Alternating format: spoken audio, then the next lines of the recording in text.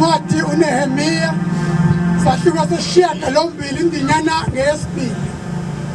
U-Ezra umpristi wawuletha umthetho phambi kwebandla, abesilisa nabesifazane nabo bonke ababe nengqondo yokuzwa ngosuku lokuqala kwenyanga yesikhombisa.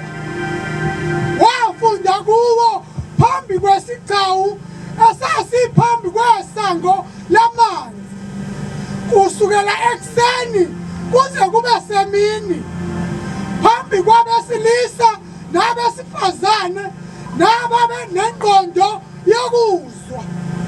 Izindlebe zabantu bonke zalalela incwadi yomthetho.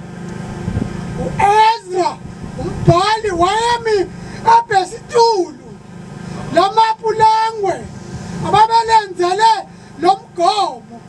Celeni kwakhe kwakumi oMathithiya noShema no-Anaya no-Uriya noHilikhiya noMahaseya ngakwesokunene sakhe nangakwesokhohlo sakhe, ngoPhedaya noMishayeli noMalikhiya noHashashuni noHashibadana noZakhariya noMeshulamu.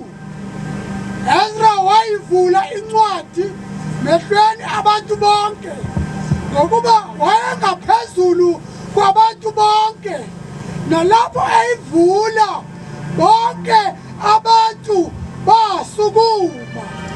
Amen. Hey, ngiyathanda indlela ofunda ngayo uEzra umpristi.